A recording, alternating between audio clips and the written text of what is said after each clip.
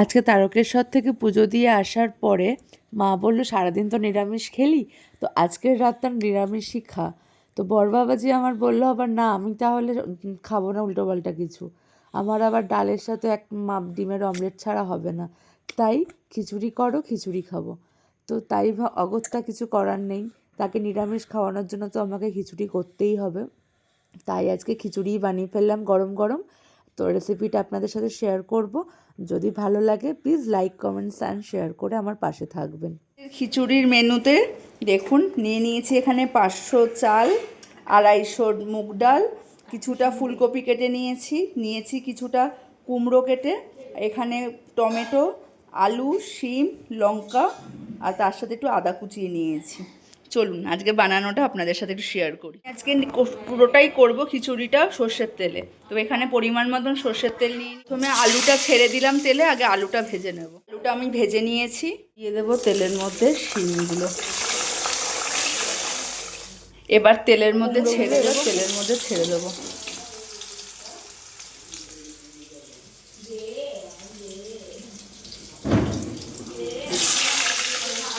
তুলে নিয়েছি লাল লাল করে ভাজার পরে, এবার তেলে দিয়ে দেবো ফুলকপিগুলো।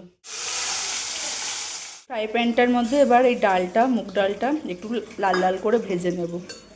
ভেজে নিয়ে তারপরে আমি ডালটা আগে ধুয়ে নিই, নাহলে আগে ধুয়ে নিলে ভাজলে তো গলে গলে যাবে, কিন্তু ডালটা না ধুয়ে আমার আবার খিচুড়িটা ঠিক করতে ইচ্ছা করে না।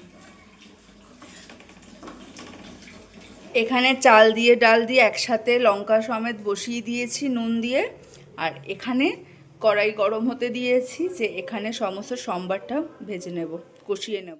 দিয়ে দিলাম গোটা জিরে, গোটা শুকনো লঙ্কা,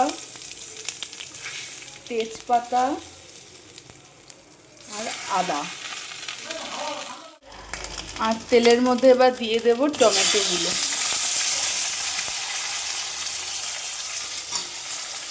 হলুদের গুঁড়ো দেবো, জিরের গুঁড়ো, ভালো করে কষিয়ে নেব। এটা আমার মশলা কষানো হয়ে গেছে, এবার এটা আমি হাঁড়ির মধ্যে দিয়ে দেবো।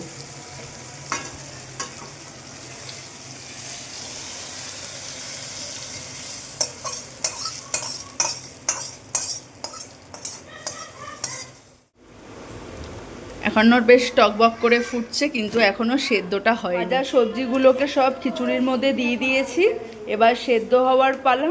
নুন মিষ্টি ঘি দিয়ে আমার খিচুড়ি এখানে হয়ে গেছে। নুন আর চিনি স্বাদ মতন দিয়ে দিতে হবে, আর তার সাথে লাস্ট যেটা আমি অ্যাড করি সেটা হচ্ছে ঘি। এটা ছাড়া খিচুড়ি পুরোপুরি অসম্পূর্ণ। আবার বেশি পরিমাণে ঘি দিলে বড় বাবাজি আমার খাবেন না, তো তার জন্য আবার একটু কম ঘি, কিন্তু ঘিয়ের গন্ধ ছাড়া আমার আবার খিচুড়িতে ঠিক একটা মন ভরে না। এই শীতকাল আসছে মানেই হচ্ছে খিচুড়ি খেতেই হবে। এবার তার সাথে তো নানা রকমের সবজির আছেই, রংবাহারি সবজি, আর এর মধ্যে যদি একটু মটরশুঁটি পড়তো তাহলে তো আরও বেশি ভালো লাগতো, কিন্তু মটরশুঁটি নেই, কিছু করার নেই, যা আছে তাই দিয়েই আমাকে করতে হবে। খিচুড়ি খাবো আবার তার সাথে পাঁপড় ভাজবো না তা হয়? নিয়ে নিয়েছি এখানে পাঁপড় আর একটু আমের আচার। খিচুড়ি খেয়ে খুব ভালো। খেলাই না তো আবার বলছো কি ভালো? ভালো ভালো। না না ভালো হয়েছে।